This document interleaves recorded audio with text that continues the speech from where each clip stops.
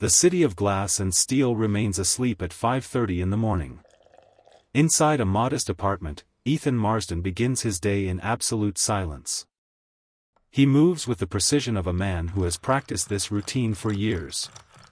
The coffee grinder hums quietly against the cold kitchen counter. A small blue cup receives its daily measure of milk. His strong, calloused hands handle the delicate porcelain with surprising gentleness and careful attention.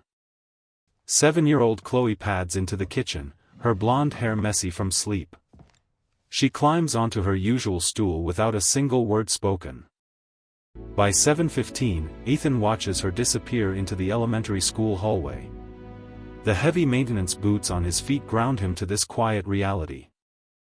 Across the city, the financial district catches the harsh morning light. Towering skyscrapers cast long, unyielding shadows over the bustling avenues below. Inside a sleek black town car, Madison Ellsworth sits perfectly still. The leather seat offers no comfort to a woman carrying the weight of a corporate empire. She steps onto the pavement, clad in a sharp slate gray suit. Her blonde hair is immaculately styled, a protective armor against the unforgiving corporate world. She enters the expansive marble lobby of Cascade Center. The air around her seems to freeze, demanding distance and maintaining strict professional boundaries. Near the elevators, Ethan stands quietly, inspecting an electrical panel. His dark uniform blends into the background, observing the passing queen without making a sound. Inside the glass-walled boardroom, the atmosphere grows suffocating. Madison takes her seat at the head of the long mahogany table. Conrad Vance, the ambitious chairman, circles the room. He presents a thick portfolio outlining a strategic restructuring of the executive board. The proposal is a veiled attempt to dismantle her authority. Madison's sharp blue eyes track his movements, her expression an impenetrable mask. 4 out of 7 board members nod in silent agreement with Vance. The shift in power is palpable, executed without a single raised voice. Her perfectly manicured hands rest flat on the table. It is the only sign of the immense pressure threatening to crush her decade of work. The meeting adjourns. Vance offers a hollow smile of victory. Madison gathers her documents with slow, deliberate precision. To avoid the sympathetic glances in the main elevator, she pushes open the heavy steel door to the emergency stairwell. The concrete walls echo with the sharp click of her heels. For a brief second, she allows her shoulders to drop away from the public eye. On the landing between floors, Ethan stands on a metal stepladder. He is replacing a flickering fluorescent tube, his movements steady. He steps back to give her space. As she passes, the sterile air mixes with the scent of cedar and cold metal. Neither speaks. The morning after the disastrous boardroom meeting, Cascade Center resumes its cold, mechanical rhythm. The glass facade reflects a gray, unforgiving sky. Ethan arrives early, his maintenance cart rolling silently across the polished marble lobby. He moves with calculated purpose, unseen by the corporate elite. He places a plain white paper cup containing a hot macchiato on the receptionist's desk. A silent nod is the only exchange between them. The receptionist, understanding the unspoken instruction, carries the anonymous cup to the top floor before the executive staff arrives. Madison enters her expansive, corner office suite. The immaculate space, once a symbol of her triumph, now feels more like a glass cage. She finds the warm cup waiting on her pristine mahogany desk. There is no note, no name, only the faint steam rising in the cool air. Her sharp blue eyes scan the empty room. Slowly, she wraps her cold, perfectly manicured hands around the warm cardboard. By noon, corporate whispers spread through the building like a silent virus. The restructuring leak reaches the lower floors, isolating the CEO. Vance's strategic dismantling works flawlessly. Madison's calendar empties as ambitious executives systematically distance themselves from the failing leader. Evening falls over the city. Madison remains alone in the dark office, the empty coffee cup the only comfort in the suffocating silence. The neon glow of the city paints the high-end rooftop bar in vibrant, chaotic colors. Madison sits alone at the far end of the marble counter. She orders a third glass of red wine. Her pristine slate-gray blazer hangs loosely over the back of the chair, abandoning her corporate armor. The commanding aura is gone. Her blonde hair falls out of place as her exhausted body finishes negotiating with the heavy alcohol. Across the room, the elevator doors open. Ethan steps out, wearing a simple dark winter jacket, arriving only to collect a takeout dinner for his daughter. He pays at the register. The bartender, recognizing him from the building, nods discreetly toward the corner, signaling the compromised CEO. Ethan's blue eyes lock onto Madison. Her head rests heavily on her hand, painting a picture of complete emotional defeat. Without hesitation, he crosses the crowded room. He stands beside her, a quiet, towering anchor in the noisy and chaotic environment. Madison lifts her heavy eyes. It takes her a slow second to focus on the handsome, familiar face looking down at her. She whispers his name faintly. Ethan places a gentle, steadying hand under her elbow, offering support without a single ounce of judgment. She does not resist. Leaning into his solid frame, she allows the quiet maintenance man to guide her away from the judging eyes of the city. In the cold parking garage, Ethan opens the passenger door of his sturdy pickup truck. He gently guides Madison into the seat. He leans across to buckle her seatbelt. Her head lolls against the headrest, her eyes half closed in a vulnerable daze. Needing a destination, he carefully opens her designer handbag. Among the corporate files, he finds a handwritten card labeled simply, "Mom." The truck navigates the quiet, dark suburban roads. The dashboard lights cast a soft, warm glow across their faces in the enclosed cabin. Madison turns her head slightly. "I don't hate you," she murmurs, her voice breaking the heavy, isolating silence. "I hate that you make me feel safe." Ethan keeps his eyes firmly on the road. His hands grip the steering wheel a fraction tighter, betraying a flicker of emotion he quickly suppresses. He pulls into the driveway of a modest suburban home. He circles the truck, opens her door, and carefully lifts her into his arms. She wraps her arms loosely around his neck, burying her face into his jacket. He carries her up the pathway with effortless, silent strength. Beatrice, an older woman with kind eyes, opens the front door. Come inside. She takes one look at the handsome stranger holding her exhausted daughter. "So, you are the maintenance man she constantly complains about to hide her true feelings," Beatrice says quietly, stepping aside to let them in. Inside the warm living room, Ethan gently lowers Madison onto the soft fabric of the sofa. With quiet respect, he removes her high heels, placing them neatly side by side on the rug. Beatrice hands him a woven blanket. He carefully drapes it over Madison's shoulders, ensuring she is warm. "Coffee, Mr. Marsden?" I appreciate that. Beatrice asks softly. He shakes his head, stepping back toward the front door. "No, thank you, ma'am. She wouldn't want me here when she wakes up," he replies, disappearing into the dark night. Saturday morning arrives with flat, unforgiving sunlight piercing through the living room window. Madison wakes up with a throbbing headache, her mouth tasting of dry red wine and profound regret. In the kitchen, Beatrice sits calmly at the wooden table, sipping hot tea and reading the local newspaper. "He carried you in. He called you Miss Ellsworth even when you were unconscious," Beatrice states without looking up. Madison closes her eyes. The truth hits her, her anger was never about him, but her own fear of letting someone in. Monday morning. Madison walks into the Cascade Center lobby. Her posture is straight, but the rigid slate-gray armor has been replaced by a softer navy suit. The elevator doors open. Ethan stands inside, his heavy canvas tool bag resting quietly at his feet. He sees her.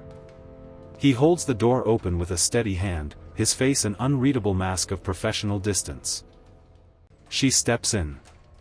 The doors close. They ascend from the first floor to the sixth in a heavy, vibrating silence. He does not perform sympathy. He simply gives her the quiet respect she needs.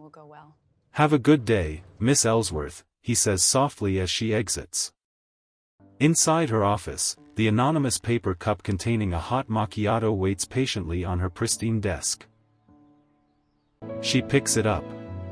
For the first time in 2 grueling months, she drinks it without feeling entirely alone in the world. By noon, the fragile peace shatters. A prominent business blog publishes a highly damaging article about the CEO's public breakdown at a local bar. Madison reads the article on her digital tablet. The details are too precise. Vance clearly had eyes in the room that night. Her credibility with the board is now entirely compromised. The corporate vote to remove her is accelerating, leaving her completely trapped. That afternoon, Madison sits in a sterile, unmarked conference room with Carla, her trusted outside corporate counsel. Carla slides a thick, confidential dossier across the table. It maps the complex web of shell companies funding Vance's aggressive takeover. Madison traces the flow of capital with her silver pen. All roads lead to a single massive private equity firm based in Boston, Halberd Capital. They are the general partner, Carla explains grimly. 3 active managing directors, and 1 phantom founder who walked away 5 years ago. Madison stares at the organizational chart. The founder's name is completely redacted. The legal records are permanently sealed. It is a dead end. Across town, the sun sets over Ethan's modest apartment. He calmly washes dishes while Chloe colors at the kitchen table. His secure mobile phone vibrates on the counter. The caller ID displays a Boston area code. He dries his hands and steps out onto the cold balcony. Preston, his former legal counsel at Halberd, speaks urgently through the line. Vance has accelerated the board vote. It happens in exactly 3 days.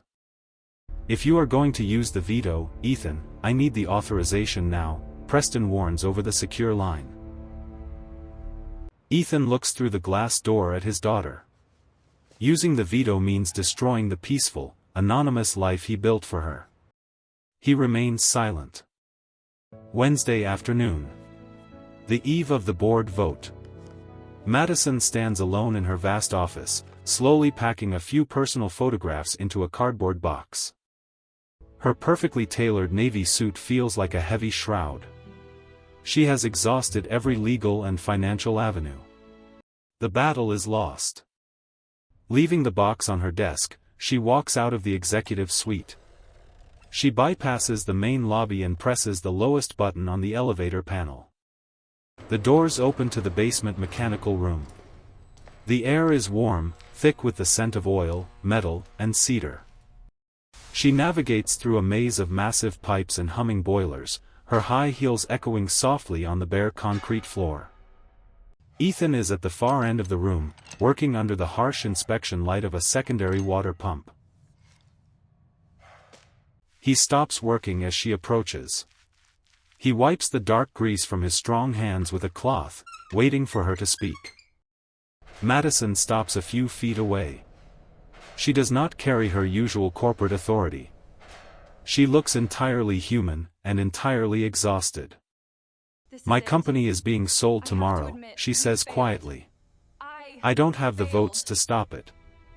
I just wanted someone to know that I fought." Ethan looks at her. His face does not change, but the silence between them shifts. He knows exactly what he has to do. Madison gives him a small, brave nod and walks away, her figure disappearing into the maze of industrial pipes. Left alone in the humming basement, Ethan reaches into his jacket pocket. He pulls out the secure mobile phone he rarely uses. He dials a direct number to Boston. The phone rings exactly once before Preston answers. File the paperwork, Ethan says into the receiver. Activate the founder's veto immediately. 2,000 miles away, in a high-rise office overlooking Boston Harbor, Preston swiftly signs the heavy legal document that will freeze a multi-million-dollar transaction. Thursday morning arrives like a heavy storm over the city. Inside Cascade Center, the executive boardroom is perfectly chilled. Conrad Vance sits confidently at the head of the mahogany table. A smug, victorious smile plays on his lips as he reviews the final term sheet. Madison sits silently at the opposite end. She wears her sharp slate-gray suit, prepared to face her downfall with quiet dignity. Vance clears his throat, calling the emergency meeting to order. The remaining board members lean in, ready to cast their decisive votes. At exactly 10 minutes past the hour, before the first vote can be tallied, the heavy oak doors of the boardroom swing wide open. Preston Hale steps into the tense boardroom. He is impeccably dressed in a custom three-piece suit, carrying a slim leather portfolio. The board members fall completely silent. Vance stands up, his face flushed with sudden anger at the unexpected intrusion. Ignoring Vance, Preston walks directly to the center of the long mahogany table with purposeful strides. He extracts a single, heavy legal document from his portfolio and sets it firmly on the polished wood. On behalf of Halberd Capital's founding partner, Ethan Marsden, Preston announces, his voice echoing in the cold room. This is formal notice of the exercise of the founder's veto. The acquisition of this company is suspended for 90 days. Vance snatches the document from the table. His eyes scan the legal text, his confident smirk instantly vanishing into pale shock. He reads the signature twice, Ethan Marsden. The arrogant chairman finally understands that the quiet maintenance man held the ultimate power all along. Madison remains frozen in her chair. The realization washes over her, Ethan has sacrificed his meticulously guarded anonymity to save her life's work. Far below the chaos of the executive floor, Ethan stands in the dim basement, calmly tightening a brass valve with a heavy wrench. The 90-day clock begins immediately.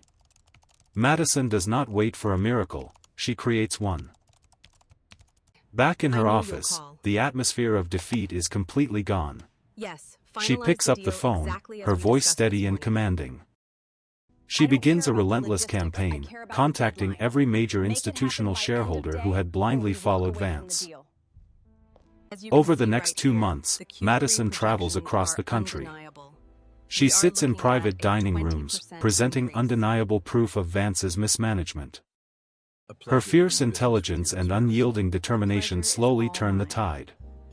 The coalition of support shifts back to the rightful CEO.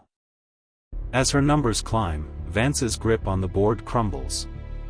He sits alone in his darkened office, staring at the collapsing projections. The fabricated narratives and leaked rumors are no longer enough to save the ambitious chairman. On the 84th day, facing an inevitable public defeat, Conrad Vance quietly signs his letter of resignation. He packs his pristine desk in complete silence, a defeated man leaving the empire he tried to steal. Madison stands once again at the head of the boardroom table. The glass walls reflect the image of a woman who has entirely reclaimed her power. 3 months pass. The dust settles over Cascade Center, and the company thrives under its rightful leader. On a crisp Friday afternoon, Madison walks out of the glass building. She is not wearing a suit, but a simple white sweater and blue jeans. She crosses the employee parking lot, her eyes searching for a familiar sturdy dark pickup truck. She finds Ethan sitting in the driver's seat with the window rolled down. He is waiting for Chloe to finish an after-school art class. Madison steps up to the truck and leans gently against the heavy metal door, her golden hair catching the afternoon sun. "You didn't go back to Boston," she says softly, breaking the 3-month silence between them. Just stay here with you. Ethan rests his arm on the open window.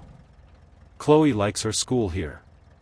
And I like the quiet, he answers evenly. Madison looks down. You could have stopped the takeover during the very first week. Why didn't you? Because it wasn't my company to save, Madison. It was yours, he replies, finally calling her by her first name. Before she can respond, the building doors open. 7-year-old Chloe runs out, proudly carrying a watercolor painting of a ladybug. Chloe stops at the side of the truck, slightly out of breath. She looks up at the beautiful blonde woman standing next to her father. "Hi, Miss Ellsworth," the little girl says politely, holding up her vibrant watercolor painting for them to see. Madison's corporate persona entirely vanishes. She crouches down to eye level, her white sweater brushing against the asphalt. She admires the painted ladybug with genuine warmth. "It's beautiful, Chloe. You did a wonderful job. And you can just call me Madison." Chloe considers this instruction very seriously before giving a small, definitive nod of approval. From the driver's seat, Ethan watches them. The corner of his mouth twitches into a rare, genuine smile. For the first time in 4 years, the heavy grief that had anchored him to the past feels significantly lighter. 2 Saturdays later, the morning light pours into Ethan's cozy apartment kitchen. He stands at the stove, buttering thick slices of bread. At the wooden dining table, Chloe is carefully arranging the silverware. Without asking, she sets down exactly 3 plates. The quiet domestic routine is suddenly interrupted by the sharp ring of the front doorbell. Chloe drops her napkin and sprints toward the door. Chloe pulls the heavy apartment door open with both hands, a bright, welcoming smile breaking across her young face. Madison stands on the front step. Her hair falls naturally around her shoulders, and she wears a comfortable oversized sweater, looking remarkably peaceful. In her hand, she holds a well-worn paperback copy of Charlotte's Web. The spine is deeply creased from years of childhood reading. "I thought we could read it together after lunch," Madison says gently, holding the book out to the excited little girl. Chloe turns back toward the hallway, calling out for her father with uncontained joy echoing through the apartment. Ethan appears in the kitchen doorway. A dish towel rests casually on his broad shoulder, a spatula still gripped in his right hand. He stops abruptly. He looks at Madison standing in his doorway. The intimidating corporate titan is gone, only the genuine woman remains. Madison meets his gaze warmly. 5 seconds pass without a single word, the silence thick with unspoken affection and mutual understanding. "Come in," Ethan finally says, his voice low and incredibly warm. "It's cold out there." Madison smiles and steps over the threshold. She closes the door behind her, fully entering the warmth of their quiet, domestic sanctuary. The heavy wooden door closes, shutting out the cold world. Inside the small apartment, the air smells of melting butter and toasted bread. Ethan returns to the stove, his movements relaxed. He effortlessly flips 3 golden grilled cheese sandwiches in a cast-iron pan. Madison takes a seat at the modest dining table. She looks at the 3 mismatched plates Chloe carefully arranged. They sit down to eat. Chloe eagerly shares a detailed story about a stubborn chameleon she saw at school. Madison listens intently. Her phone remains buried deep in her bag, completely forgotten alongside the corporate wars. From his side of the table, Ethan watches the powerful CEO laugh freely at a 7-year-old's joke. After the plates are cleared, the afternoon naturally transitions to the soft fabric sofa in the living room. Madison and Chloe curl up at one end. The worn, creased copy of Charlotte's Web rests between them. Chloe begins to read aloud. Her careful, youthful voice fills the quiet spaces of the room with absolute innocence. Ethan stands near the kitchen doorway, arms crossed. He watches the 2 most important people in his life heal each other. Evening settles over the city. Inside the apartment, the only illumination comes from a single, warm reading lamp in the living room. Chloe is fast asleep in her bedroom. The door is left slightly ajar, casting a thin sliver of light across the wooden floorway. Ethan sits on the floor, surrounded by a few old, worn cardboard boxes he rarely opens. They hold pieces of his former life in Boston. Madison sits beside him on the rug. She wears comfortable loungewear, her presence bringing a quiet grace to the messy reality of the unpacked boxes. Ethan pulls out a framed photograph. It shows three men in tailored suits standing in a massive, high-rise office overlooking the harbor. He hands the photograph to Madison. "That was the day we closed our first billion-dollar fund," he explains, his voice devoid of any nostalgia. Madison studies the picture. She sees a younger Ethan, powerful and confident, entirely different from the quiet man sitting beside her now. She sets the picture down carefully. Slowly, without hesitation, she reaches out and places her hand gently over his. Ethan looks down at her hand. For a man who had isolated himself for years, the simple physical contact feels profoundly significant. He turns his hand over, intertwining his fingers with hers. The quiet apartment holds their silent, monumental shift from past trauma to present comfort. The next morning, the apartment is bathed in bright, optimistic sunlight. The heavy shadows of the past have finally retreated. In the kitchen, the familiar morning routine shifts. Ethan operates the coffee grinder, but today, he prepares 2 cups instead of 1. Madison steps into the doorway. She wears one of Ethan's oversized gray t-shirts, looking completely at home in the modest space. He hands her a warm ceramic mug. Their fingers brush lightly, carrying the silent intimacy of the night before into the waking day. Chloe pads into the kitchen in her mismatched socks.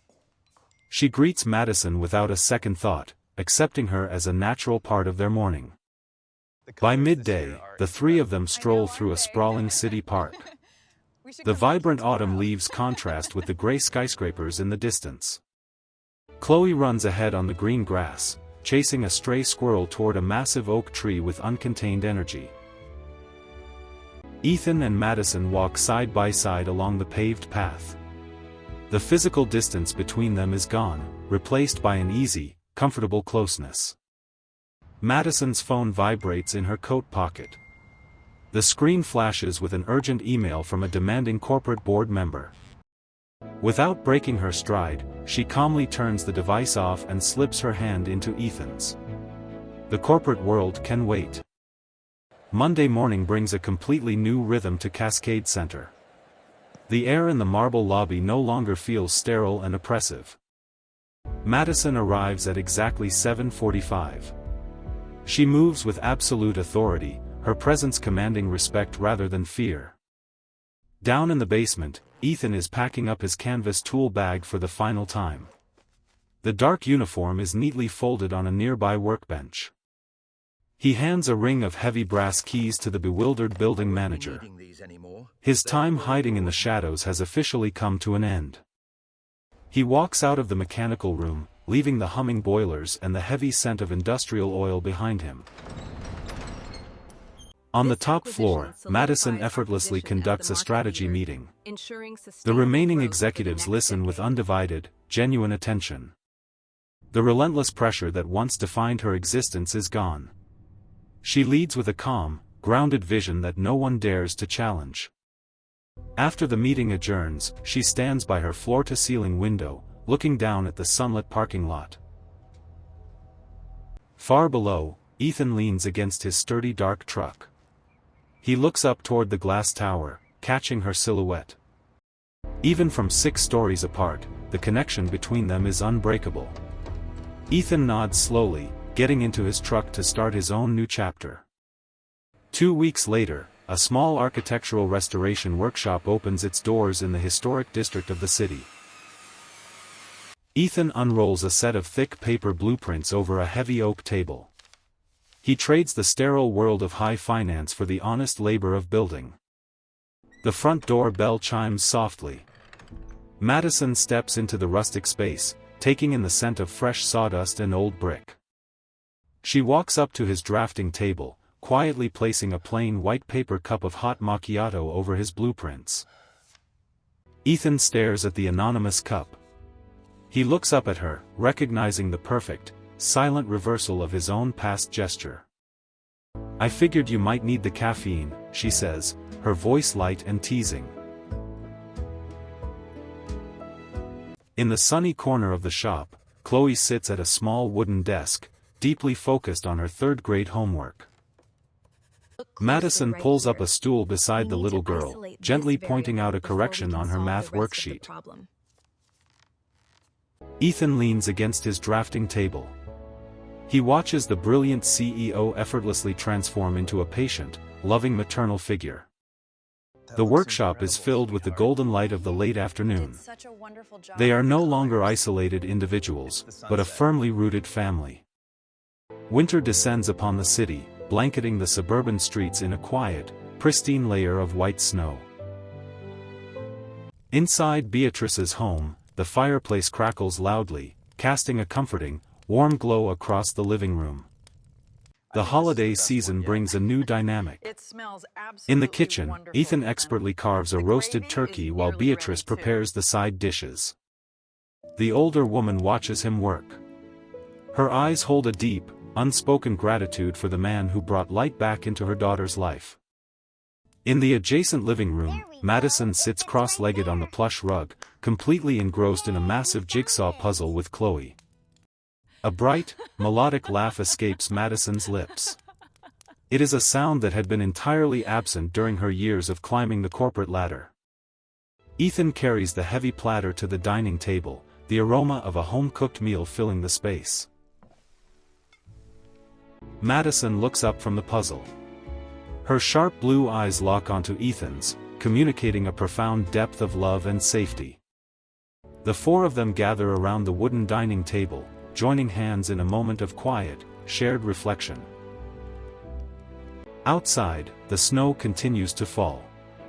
Inside, the glowing windows frame a picture of absolute belonging and irreplaceable family warmth. Months turn into seasons. Spring breathes life back into the city, painting the concrete landscape with vibrant shades of green.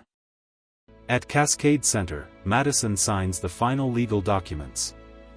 The company is permanently secured, fortified against any future hostile takeovers. She hands the pen back to Carla with a satisfied smile. The empire she built is finally safe, but it is no longer her entire world. Across town, Ethan works meticulously in his sunlit restoration shop. He is not building for a client today. His strong hands glide sandpaper over a massive, beautifully reclaimed oak dining table. He is building the literal foundation for their new family. Later that afternoon, a moving truck sits parked outside a stunning, historic brick home that Ethan spent months restoring. Chloe runs up the front steps, excitedly carrying a small box of her favorite art supplies into her brand new bedroom. Madison stands in the center of the spacious, empty living room. She looks around at the architectural details, marveling at Ethan's craftsmanship. Ethan walks up behind her, wrapping his arms securely around her waist. She leans back into his sturdy, comforting frame. They stand in the quiet, sun-drenched room. The empty space is not a void, but a beautiful canvas waiting for their shared future. A year later, the historic brick house is no longer an empty canvas. It is a warm, living home, filled with laughter and light. In the center of the dining room sits the massive oak table Ethan built. It is scarred with the beautiful marks of daily family life. Madison stands at the counter, gently pouring milk into a familiar small blue cup. The simple routine is her greatest anchor. At the table, 9-year-old Chloe is deeply focused on reading her worn copy of Charlotte's Web, her voice a soft, comforting murmur. Ethan watches from the doorway. He no longer wears the heavy boots of a man trying to hide, nor the tailored suit of a man trying to rule. Madison catches his eye across the room. She offers a profound, genuine smile that reaches the very depths of her sharp blue eyes. He joins them at the table. There are no corporate emergencies, no ringing phones, no hidden agendas. There is only the quiet, steady rhythm of three people who found each other in the dark and decided to build something real. The camera slowly pulls back, leaving them to their peaceful evening. The story of the cold CEO and the quiet maintenance man is complete. Sometimes, the most immense power a person can hold is simply the choice to walk away and go home.